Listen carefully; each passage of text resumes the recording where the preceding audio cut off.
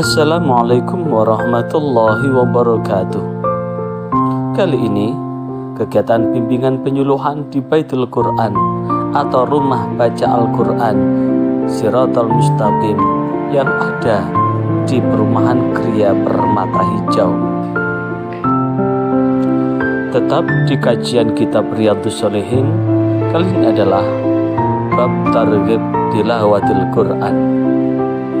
Allah menurunkan Al-Quran melalui malaikat Jibril kepada baginda Muhammad SAW, diturunkan secara berangsur-angsur dan membacanya termasuk bagian dari ibadah. Karena itulah sebagai bagian yang tak terpisahkan buat kita umat Islam untuk berusaha memahami. Sebelum memahami adalah belajar untuk bisa membaca Al-Quran dengan baik dan benar. Setelah itu memahami isinya dan mengamalkan apa yang ada di dalam.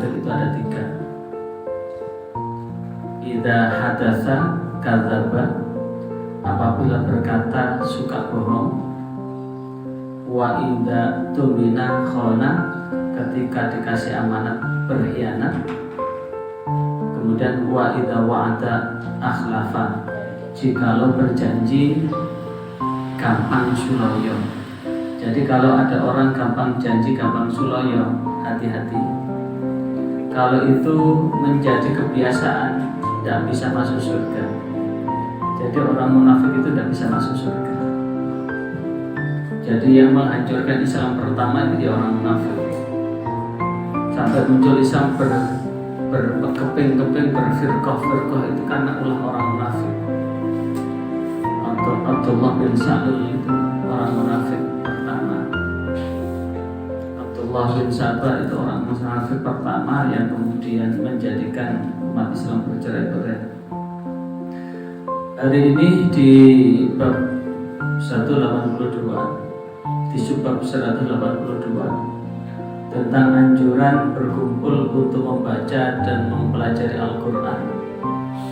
Sungguh jikalau Al-Quran ini bukan bagian dari bacaan sholat, maka membaca Al-Quran dengan baik dan benar itu tidak diwajibkan. Tapi karena ini adalah bagian dari sholat kita, dan pertama kali yang akan Allah perhitungkan pada hari kiamat itu sholat, maka membaca Al-Quran dengan baik dan benar, terutama benar bacaannya, itu wajib. Kenapa? Ketika bacaan Al-Quran itu tidak benar, artinya pun salah. Contoh ketika kita membaca ihdinas siratal mustaqim, ihdinas siratal mustaqim, shad dibaca sin, siro, ihdinas siratal, ihdinas siratal mustaqim, qaf dibaca kaf, itu pun artinya berbeda. Kalau ihdinas siratal, kalau sirat itu jalan, kalau sirat itu kepiting. Mustaqim dari kata istaqama, yastaqimu istiqaman, wa mustaqimun, lurus. Kalau dibaca kaf, mustaqim, miring. Jadi tunjukkanlah kami jalan kepiting yang miring-miring. Loh, ini penting dalam rangka apa? Bahwa makharijul huruf, sifatul huruf itu penting, dan ini sesuatu yang sangat membahagiakan buat panjenengan yang saat ini berkesempatan untuk tahsin. Untuk apa? Tahsin. Apa itu tahsin? Memperbaiki bacaan Al-Qur'annya. Maka ini adalah orang yang lolita, ada deklita, ada paslita, ada lolita. Apa deklita itu? Dekat usia 50 tahun. Paslita pas 50 tahun, Lolita lolos umur 50 tahun. Lolita apa ya? Saya suka Lolita. Ada yang Delita, ada yang Lolita. Tapi banyak yang Lolita ya. Kalau sudah lolos 50 tahun, apa yang ditunggu? Jadi dalam hidup ini kita hanya menunggu dua loh ya. Dalam hidup ini kita hanya menunggu dua. Apa yang kita tunggu? Menunggu datangnya kematian. Berbicara tentang kematian, itu ternyata orang meninggal itu tidak butuh harus tua dulu. Tidak harus sakit dulu. Kenapa? Kemarin baru di-share teman saya di grup teman sekolah SD itu nge-share di jalan di desa saya sana, kecelakaan, tubuhnya ini hancur sampai kakinya itu loh, kakinya jauh di sana, kemudian diangkat itu ini putus itu apakah sakit dulu? Enggak. Jadi orang meninggal itu tidak harus sakit dulu. Jadi kita semua ini sedang menunggu datangnya siapa? Sang malaikat maut mengambil nyawa kita. Nah, ketika malaikat maut ini datang itu mengambil atau menjemput, itu beda loh ya. Kalau mengambil berarti kita belum siap, udah diambil paksa. Kalau dijemput berarti kita sudah siap menunggu jemputan. Nah, untuk siap menunggu jemputan itulah harus ada piranti-piranti penting yang kita persiapkan. Yang kedua menunggu apa? Menunggu waktu sholat. Kalau kita menjadi hamba-hamba Allah yang bisa menunggu waktu sholat, dan ketika begitu azan tiba kita langsung bisa melaksanakan sholat, maka ini survei membuktikan Allah akan menjadikan diri orang itu tidak mudah galau. Maka pada hari ini melengkapi lolita kita, usia lolita kita, lolos 50 tahun kita, dan apa yang kita persiapkan dalam rangka mempersiapkan diri kita datangnya malaikat Israel atau malaikat maut, maka kita perlu mempersiapkan diri dalam mempersiapkan agar kita, harapan kita, munajat kita, keinginan kita meninggal dengan husnul khotimah, berakhir dengan baik. Di antaranya apa? Ini adalah luar biasa ini Baitul Quran Shiratal Mustaqim ini dalam rangka mengantarkan persiapan kita untuk menghadap kedatangan malaikat Israel ini. Mudah-mudahan betul-betul Shiratal Mustaqim, jalan yang lurus menuju keselamatan dan ridha Allah Subhanahu wa taala. Nah, apa yang dapat kita ambil pada kesempatan ini?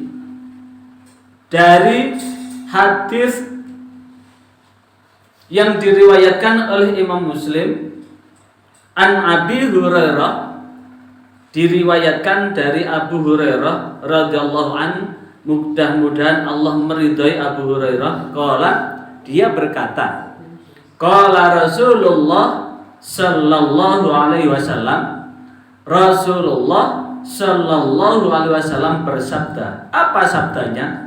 Majma'a, dan tidak berkumpul, kaumun, satu kaum, fi baitin, di dalam rumah, mim buyutillah, di dalam rumah-rumah Allah, termasuk rumah ini, yatsluna, yang satu kaum itu semuanya yatsluna, dari kata tala, yatslu.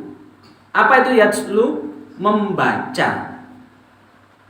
Membaca dengan benar, membaca dengan cermat, membaca dengan betul. Kata tala itu membaca dengan benar, membaca dengan cermat. Kitab Allah, kitab Allah. Jadi tadi kan sudah disimak satu persatu, setoran satu persatu, dibetulkan kalau ada salah. Dan wayatadarosunahu, tadarus semuanya. Apa itu tadarus? Bergantian membaca. Yang satu membaca, yang satu menyimak. Kemarin saya sempat berbincang-bincang dengan Ustadz Imam Syafi'i, karena At-Tartil ini akan mengembangkan tahfidzul Quran dengan mengambil beberapa metode dan kemudian hanya ketemu begini. Jadi kemarin dihitung ternyata 10 menit jikalau konsentrasi itu sudah bisa menghafal 4 baris. 10 menit itu sudah bisa membaca 4 baris dengan beberapa metode. Metode yang pertama, takror. Jadi Al-Quran ini sudah ditentukan wakaf wal ibtidaknya. Ketika membaca dengan benar itu kan ada wakaf tam, ada wakaf nakis, berhenti yang sempurna, berhenti yang masih kurang, bahkan ada yang berhenti yang jelek. Ada yang berhenti jelek. Berhenti jelek itu berarti posisi berhenti itu belum menunjukkan kalimat yang benar, kalimat yang terpenggal. Bisa diumpamakan, misalkan Pak Demang kelambi abang, Pak Demang kelambi abang, Pak Demang berbaju merah, Pak Demang baju merah, berjalan ke pasar, membeli rokok. Pak Demang baju merah pergi ke pasar membeli rokok. Berarti Pak Demang itu memakai baju merah pergi ke pasar untuk beli rokok. Akan berbeda Pak Demang, baju merah pergi, pasar beli rokok. Yang beli rokok siapa? Pasar. Pasar kalau ini tadi. Kata terakhir pasar. Ya. Yang beli rokok siapa? Pasar. Itu artinya apa? Membaca Al-Quran ketika berhentinya salah, jelek, arti yang dibaca walaupun yang dibaca itu sudah benar, arti yang dibaca bisa salah, bisa rusak. Contoh tadi, Pak Demang baju merah pergi ke pasar beli rokok. Pak Demang, baju merah pergi. Pak Demang baju merah pergi ke, pasar beli rokok. Yang beli rokok siapa? Pasar. Mestinya Pak Demang yang pakai baju merah yang pergi ke pasar untuk beli. Itu artinya apa?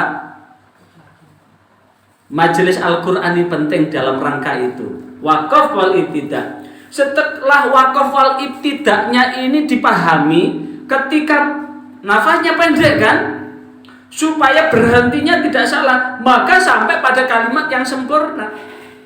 Kalimat yang sempurna itu sampai kalimat yang kalau itu kalimat fi'liyah sudah ada isim fa'ilnya. Kalau itu kalimat ismiyah itu ada mubtada khobarnya. Nah, itu ditandai dengan kalimat yang sempurna. Nah, setelah selesai tahu ketika membaca di kalimat mana, maka kemudian satu bacaan yang kalimat yang sudah sempurna baca 3 kali. Contoh, amma yatasaalun,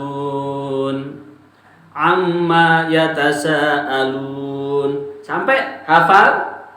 Lanjutkan kedua, anin naba'il azim, sampai hafal. Diulang lagi, amma yatasaalun, diulang lagi. Habis itu nambah lagi, kemudian tutup, ulang lagi dari awal. Nambah lagi kalau sudah lancar. 10 menit itu bisa diukur 4 baris. Nah, kalau sudah begitu, tahap kedua berhadap-hadapan. Apa itu berhadap-hadapan? Berhadap-hadapan, satu membaca, satu menyemak. Metode ketiga, 3 orang. Yang kedua 2 orang berhadap-hadapan, ganti membaca, ganti menghafal. Kemudian tahap ketiga 3 orang, satu baca bawa mushafnya, yang satu menyemak dengan hafalan, yang satu membaca dan gantian. Setelah itu apa? Murojaah. Jadi murojaahnya itu bisa, dan itu bisa diukur 10 menit. 10 menit 4 halaman. Saya belum nyoba sih. 4 baris.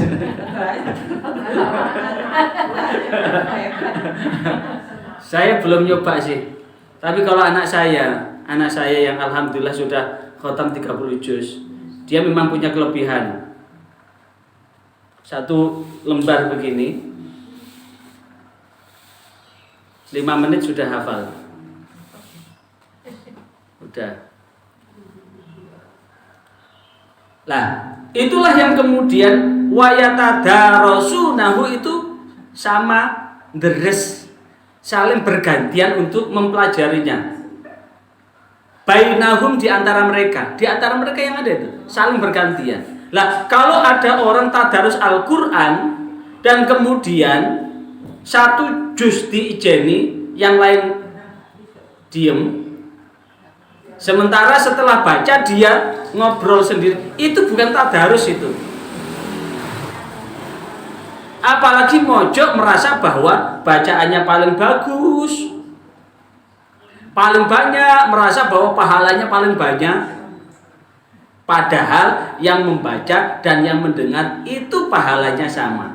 Apalagi kalau tujuannya tadarus yang mendominasi bacaan, itu malah kalau niatnya salah bukan dapat ganjaran, itu bisa juga dapat ganjel. Jadi kalau kemudian niatnya salah, apalagi merasa bahwa bacaannya itu paling benar, paling bagus, paling oke, kemudian diijeni 1 juz itu, setelah itu ditinggal, maunya sih mencari ganjaran, tapi karena niatnya salah, bukan ganjaran tapi ganjel.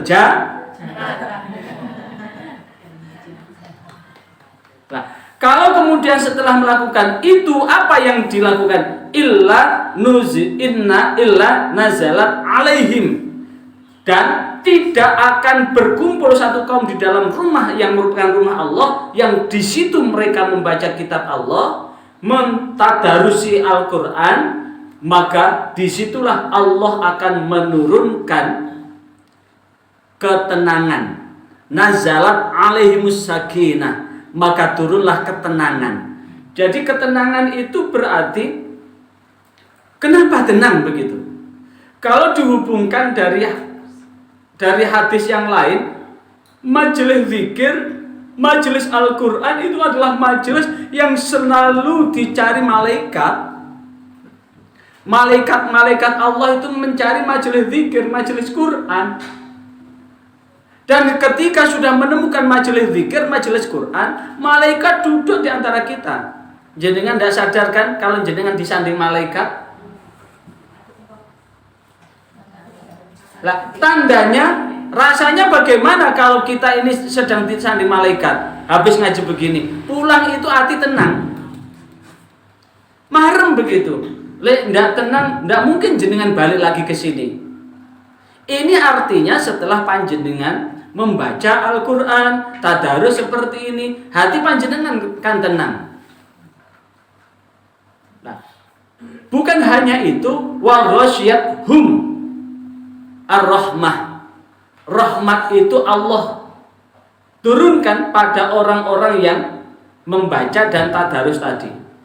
Wa khafat humul malaika, sementara malaikat itu membentangkan sayapnya. Wa dzakarahumullah, dan Allah memperhatikan kita. Kita ini diperhatikan Allah lah ya. Fi man inda, di antara makhluk Allah yang ada di dekat Allah.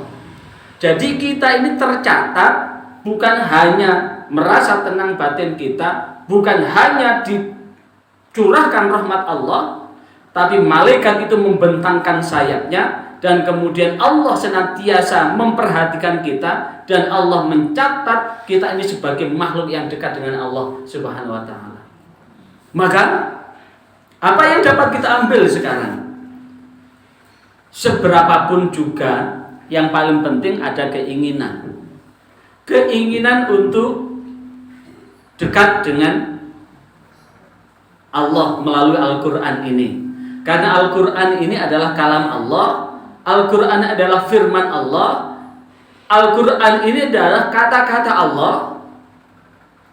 Dan kalau firman Allah berarti kita merasa bahwa ketika kita membaca Al-Quran ini telah berdialog, bercakap-cakap dengan Allah.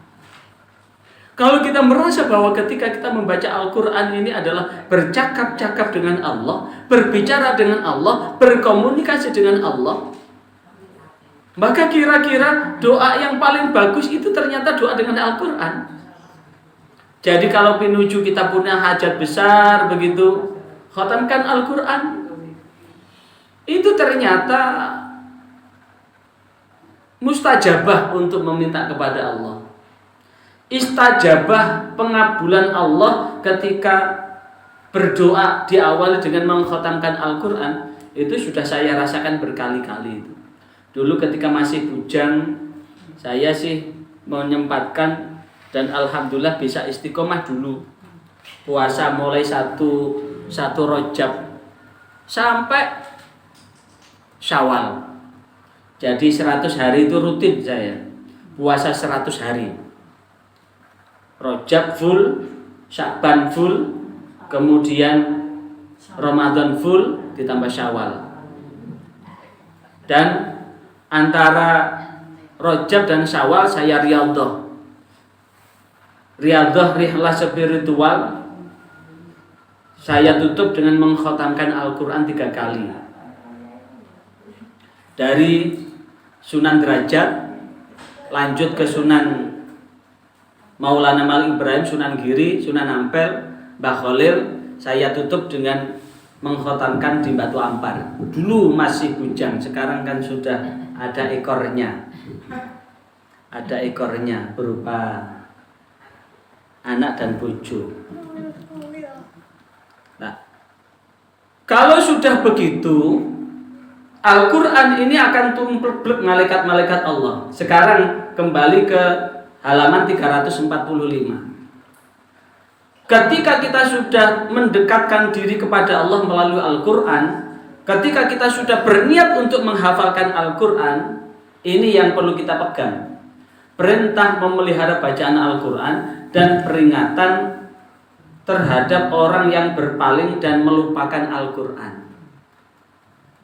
Yang pertama, hadis yang diriwayatkan oleh Imam Bukhari dan Imam Muslim dari Abu Musa al-Asy'ari, Rasulullah SAW bersabda, "Ta'ahadul Qur'ana fawalladhi nafsi biyadihi law ashaddu tafassiyan minal ibili fi uquliha." Apa maksudnya adalah ta'ahadu. Apa itu ta'ahadu? Jaga betul. Ta'ahadu, jaga betul oleh kamu semua. Ta'ahadu, jaga betul oleh kamu semua. Al-Quran yang sudah kita pegang itu loh. Kita diperintahkan untuk jaga betul. Al-Quran yang sudah kita hafalkan itu loh. Kita diperintahkan untuk menjaga betul. Fawalladhi nafsi, sumpah demi zat yang menggenggam jiwaku, biadi, dengan kekuasaan Allah. Lahwa yakti, Al-Quran iku asyaddu itu apa?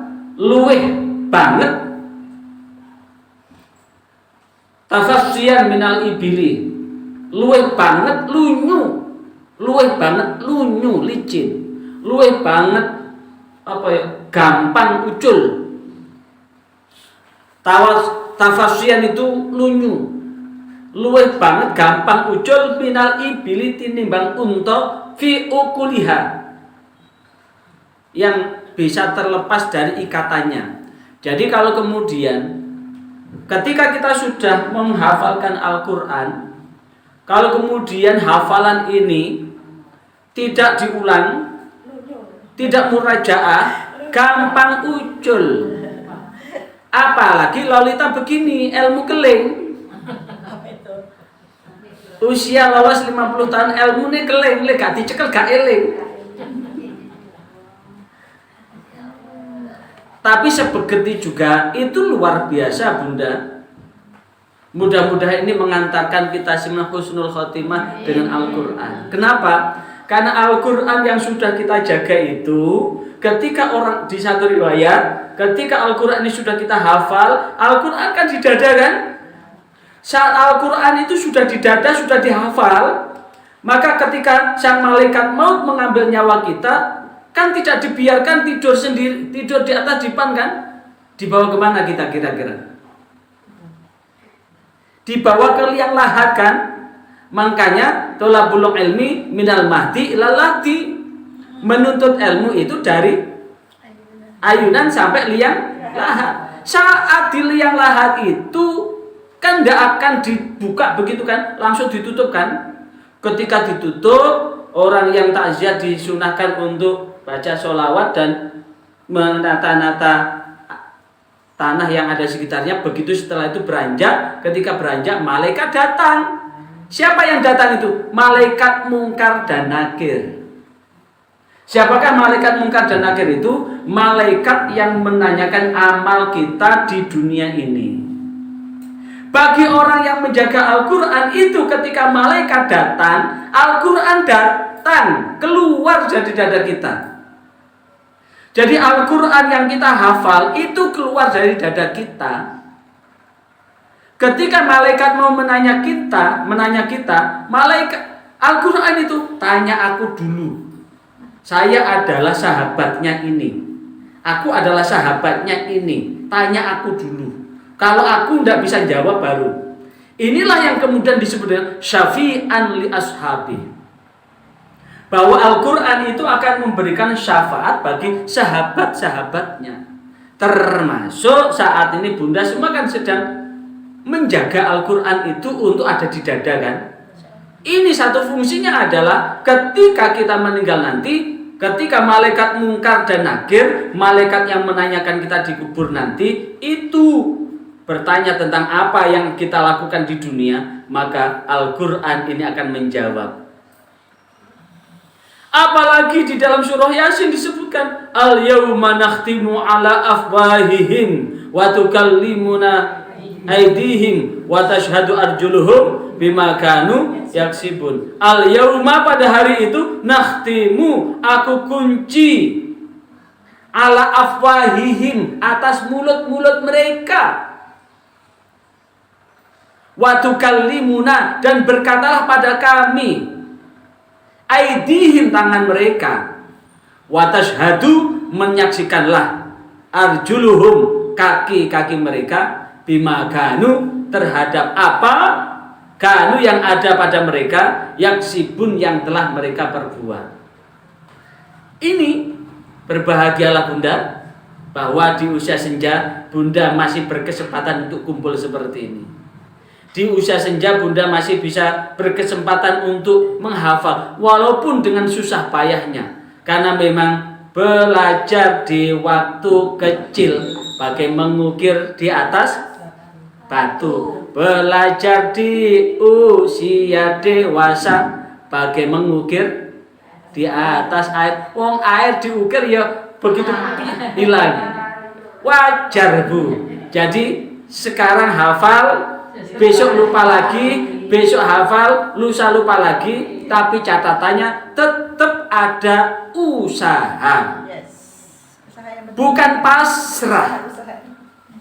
Yang paling penting usaha.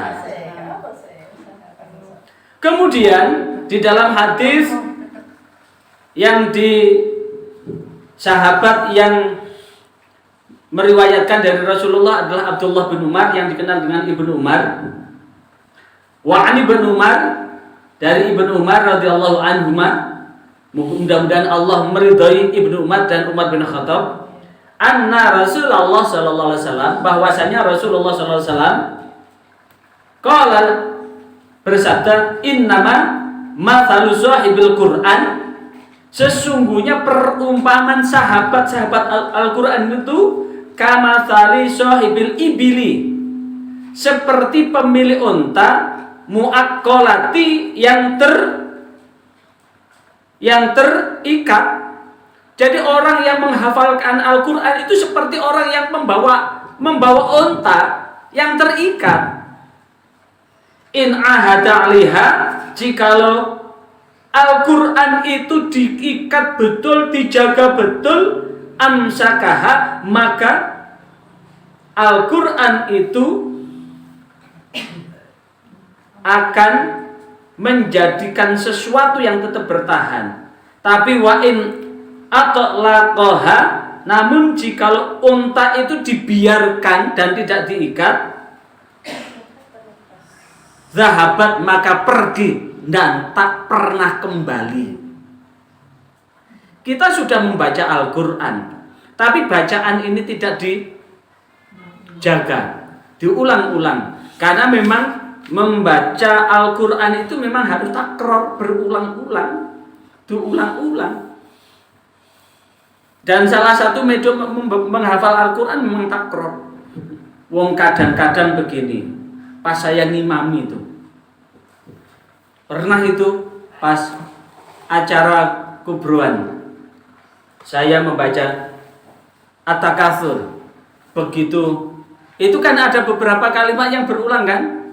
Alhaakumut takatsur hatta zurtumul maqabir kalla saufa ta'lamun tsumma kalla saufa ta'lamun. Sampai situ blank.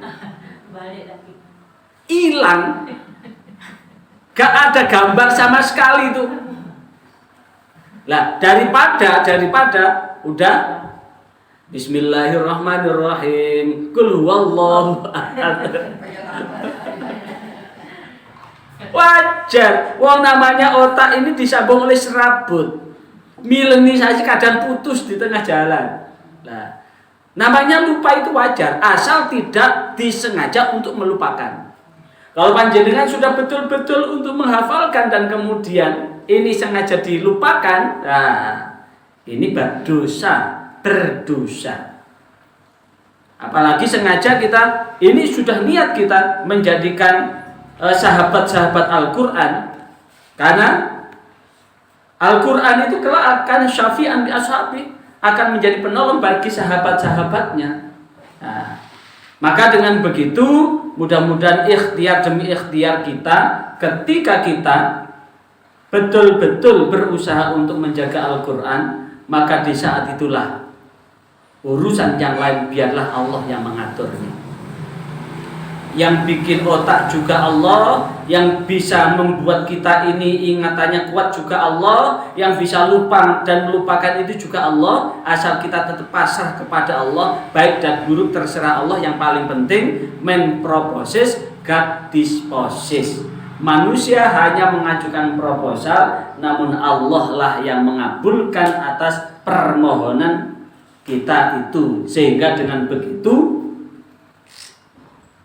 betul-betul sesuai dengan apa yang dijanjikan oleh Rasulullah, yang diriwayatkan oleh Imam Muslim, Iqra'ul Qur'an, bacalah kalian semua Al-Quran, fa innahu, karena sesungguhnya Al-Quran ya'ti, akan datang yaumal qiyamah, pada hari kiamat, syafi'an, penolong, li ashabi, bagi sahabat-sahabat Al-Quran.